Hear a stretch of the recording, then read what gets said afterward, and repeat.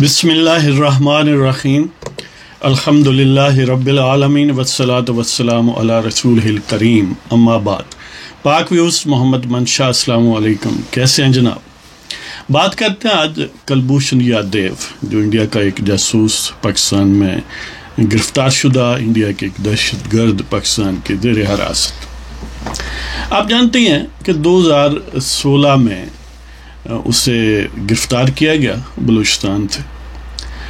حکومت پاکستان نے یہ کہا کہ ہم نے بلوچستان سے گرفتار کیا. بعض اطلاعات یہ تھیں کہ شاید انڈیا کے ایران کے کسی گروہ سے اسے یعنی خریدا گیا ہے یا اسے مینیج کیا گیا.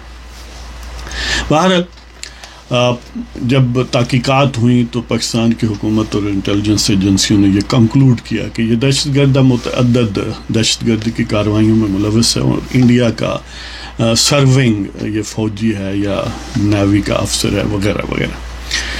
تو بالآخر اس کو یعنی اپریل 10 یعنی مارچ 3 2016 کو گرفتار ہوا.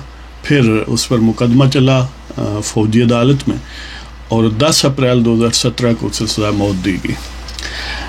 انڈیا کی حکومت جو ہے international court of justice ICJ میں گئی اور انٹرنیشنل کورٹ آف جسٹس نے وہ جو پروسیڈنگس ہیں ان کو سٹے کر دیا، ان کو till the decision of the court hold کرنے کا حکم دیا.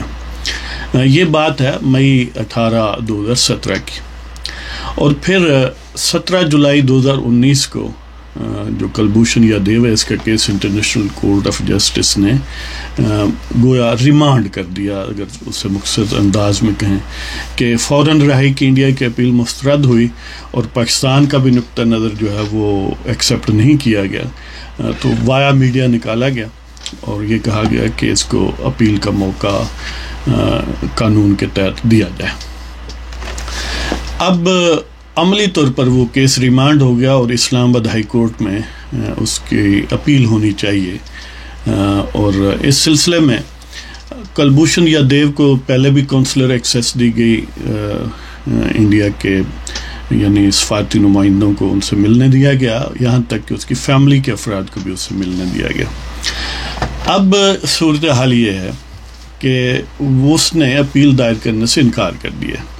ایک طرف اس کی جو پریزیڈنشل معافی کی اپیل ہے یا پٹیشن ہے، عرضداشت ہے، وہ انڈر پروسیڈنگز ہے، صدر پاکستان کے پاس ہے. اور دوسری طرف اس کورٹ کے ڈیسیژن کی، انٹرنیشنل کورٹ آف جسٹس کے ڈیسیژن کی وجہ سے اپیل کا حق ہے اسے. پاکستان کی حکومت نے پھر اس کو یہ اجازت دی ہے کہ اگر آپ کے رشتہ دار اور سفارتی نمائندے ملنا چاہیں تو ہمیں کوئی اعتراض نہیں ہے، یعنی گویا آفر کی ہے. یہ باقاعدہ پاکستان کے وہ جو DG ہوتے ہیں نا اپنا فارن افیئرس میں، فارن آفس میں مختلف علاقوں کے لیے ڈائریکٹر جنرل یا ڈیسک بنائے گئے ہیں. تو جو ساؤتھ ایشیا کا DG ہے وہ، اور جو پاکستان کا ایڈیشنل اٹارنی جنرل ہے احمد عرفان، انہوں دونوں نے پریس کانفرنس کی. اور ایک طرف فارن آفس کی سپوکس پرسن عائشہ فاروقی نے بھی بیان جاری کیا. مطلب ان کا سب کا لب لباب یہ ہے کہ وہ منتن ترلے کر رہے ہیں کہ آپ یعنی کلبھوشن یادیو جو ہے وہ اپیل دائر کرے اور ہم حاضر ہیں. گویا بس بہانا چاہیے ہمیں، ہم حاضر ہیں خدمت کے لیے. وہ کہتا ہے کہ میں یہ تکلف بھی نہیں کروں گا. سمجھتے ہیں یعنی گویا in consultation with Indian government ہی ہے، یعنی ان کی بھی اسٹریٹجی یہی ہے. سفارتی نمائندوں کا ذریعہ کمیونیکیشن اس سے ہوئی ہے. تو اب پاکستان کی حکومت جو ہے وہ بڑی عجیب و غریب صورتحال میں کہ منت ترلا گروپ کیونکہ حکومت ہے. آپ کو پتہ ہے کہ انڈیا کے حوالے سے نواز شریف پر بڑے یعنی جو ہمارے بھگوان ہیں GHQ کے، ان کی آرکسٹریٹڈ جو میڈیا کیمپین تھی لوگوں کو بیوقوف بنانے کی، ان میں سے کئی اس کے یعنی اجزاء تھے، کئی اس کے لیولز سے. ان میں سے ایک جزو یہ تھا کہ انہیں غدار ثابت کیا جائے. یعنی اس قسم کی افواہیں پھیلائی جاتی ہیں اور بطور خبریں وہ پیش کی جاتی ہیں، افواہیں اور بالکل انفاؤنڈیڈ چیزیں کہ دیکھیں جی ان کے پاس بہت جاسوس ہیں، ان کی فیکٹری میں رہتے ہیں. یعنی پراسرار قسم کی کہانیاں.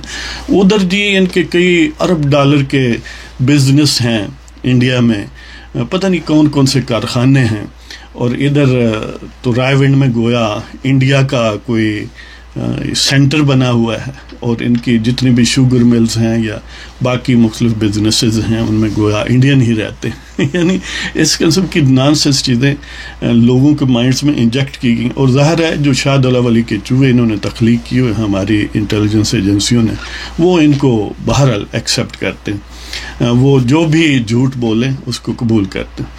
تو اس والے سے یہ کلبھوشن کا بھی کہا کہ دیکھیں اس کو کچھ نہیں کہا جا رہا حالانکہ اگر اس والے سے کرونولوجیکلی دیکھیں تو اس دور میں وہ گرفتار ہوا، اس دور میں اس کو سزائے موت ہوئی۔ اب موجودہ دور میں دیکھیں تو سزائے موت پر عمل درآمد ہونا چاہیے تھا، نہیں ہوا جی۔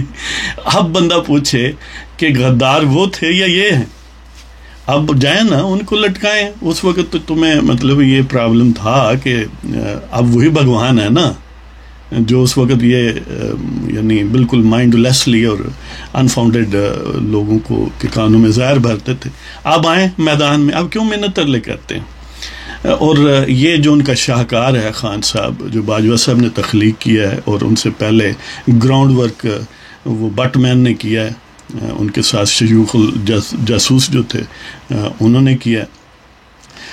یہ مودی کو، انڈین پرائم منسٹر کو بار بار منتن ترلے اور فون کرتا ہے اور کرتا رہا ہے، اور وہ اٹھاتے نہیں ہیں۔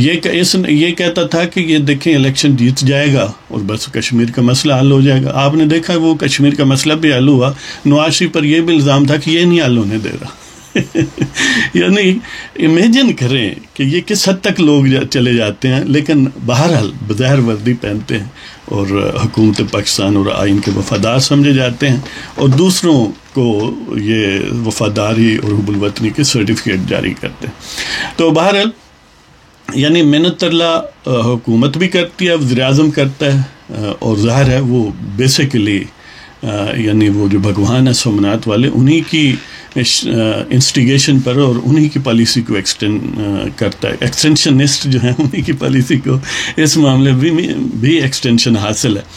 تو بہرحال اب حکومت جو ہے وہ بڑی زبردست انداز میں پھنسی ہوئی ہے اس ایشو پر کہ وہ کہتا ہے کہ مجھے ویسے ہی چھوڑ دو، یعنی پریزیڈنشل وہ جو پارڈن ہے اس کا مطلب یہی ہے نا کہ صدارتی معافیا ٹھیک ہے، تو اسی بندے کوئی چند سینکڑے مارے نے، دہشت گردی دی کاروائیاں کیتیاں نے کیا رہے، جاؤ موج کرو، سکون لو، بلکہ چاہیے تھے کہ اس کو یعنی خاصا کو تمغہ شمغہ دے کے رخصت کریں، آخر وہ ان کے مہمان ہیں جی۔